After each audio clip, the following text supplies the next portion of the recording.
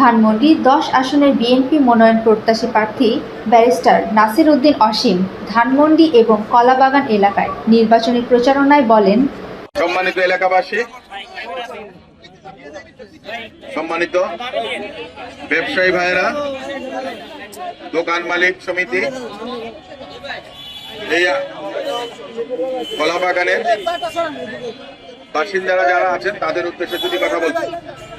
বাংলাদেশ জাতীয়তাবাদী দল সমগ্র দেশে আন্দোলন সংগ্রামের মধ্য দিয়ে বহু শহীদের রক্ত এবং ত্যাগের বিনিময়ে যে ফ্যাসিস্টের পতন ঘটিয়েছেন, তার পরবর্তীতে আমাদের প্রত্যাশা অতি সত্বর একটি জাতীয় নির্বাচন। এদেশের জনগণ পরপর 3টি জাতীয় সংসদ নির্বাচনে ভোট প্রদান করতে পারেননি। তাদের ভোটাধিকার হরণ করে নিয়েছিল ফ্যাসিস্ট হাসিনার সরকার। গণতন্ত্রকে বারবার তারা হত্যা করেছে। যখনই বাংলাদেশে তারা ক্ষমতায় এসেছিল, তখনই তারা স্বৈরাচার, দমন, পীড়ন, নিপীড়ন, নির্যাতন, খুন, গুম এই সংস্কৃতি চালু করেছেন। আমরা বাংলাদেশে নতুন রাজনৈতিক বন্দোবস্ত, নতুন রাজনৈতিক সংস্কৃতির জন্য রাজপথে সামাজিক বলেন, পারিবারিক বলেন, প্রতিষ্ঠান বলেন, প্রশাসন বলেন, পুলিশ প্রশাসন বলেন, বিচার প্রশাসন বলেন, বিচার বিভাগ বলেন, সব জায়গায় আমরা সংস্কার চেয়েছি।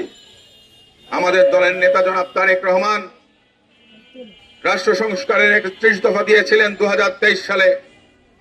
সেটা ছিল 2016 সালে বেগম খালেদা জিয়া ঘোষিত রূপকল্প 2030, যেটা বাংলাদেশের জনগণের ভাগ্য উন্নয়নের জন্য, বাংলাদেশ রাষ্ট্রকে গণতান্ত্রিক ধারায় ফিরিয়ে আনার জন্য, আইনের শাসন প্রতিষ্ঠার জন্য, সুশাসন প্রতিষ্ঠার জন্য, নাগরিকদের সুবিধার জন্য সেই সংস্কার কর্মসূচি দিয়েছিলেন।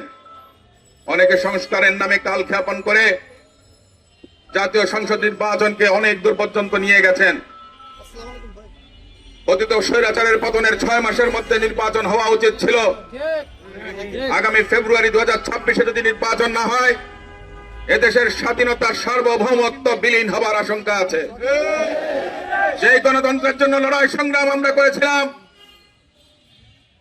15 বছরে বাংলাদেশ জাতীয়তাবাদী দল সহ শরিক দলের, বিরোধী রাজনৈতিক দলের হাজার হাজার নেতাকর্মী খুন হয়েছে, গুম হয়েছে।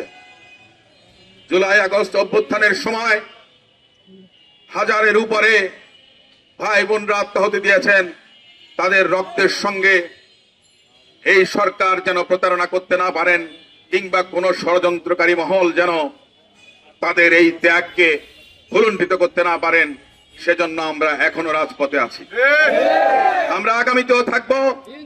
এদেশের মানুষের অধিকার আদায়ের জন্য আমরা সাধারণ জনগণকে সঙ্গে নিয়ে সব সময় রাজপথে সোচ্চার থাকবো। আপনারা দেখেছেন কেউ কেউ নির্বাচন করতে চান। আমি আগেও বলেছি, নিরপেক্ষতা বজায় রাখার জন্য অন্তর্বর্তী সরকারের কয়েকজন উপদেষ্টা আছেন যাদের সতীর্থরা রাজনৈতিক দল করেছেন। তাদের ত্যাগকে আমরা সম্মান জানাই, শ্রদ্ধা জানাই। বৈষম্য বিরোধী আন্দোলনে যারা নেতৃত্ব দিয়েছেন তাদেরকে আমরা সম্মান জানাই। কিন্তু তাদের মধ্যে কেউ কেউ উপদেষ্টা হয়ে আপনার ভোটার হয়েছেন, কোনো আপত্তি নাই।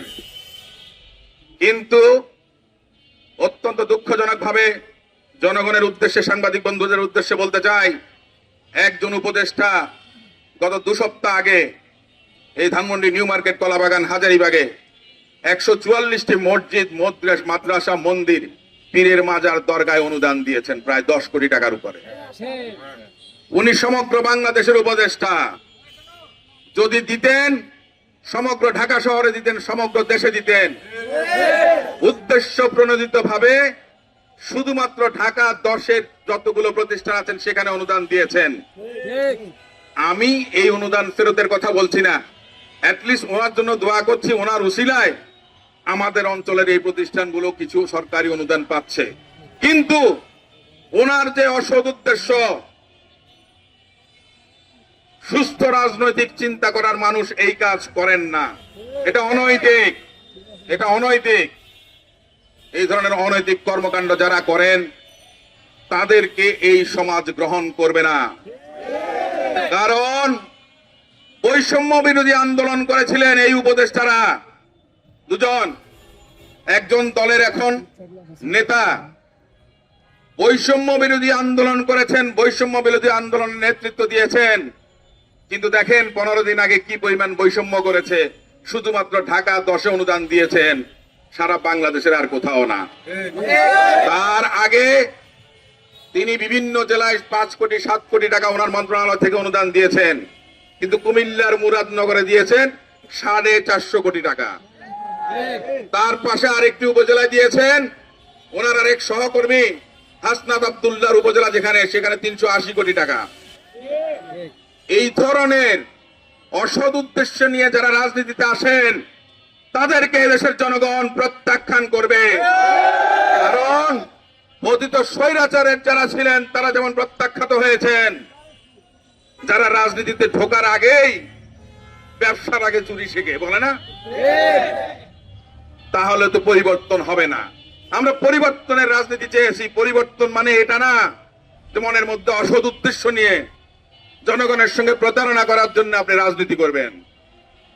আমরা পরিবর্তন চাই। সে কারণে বলছে, কেউ যদি নির্বাচন করতে চান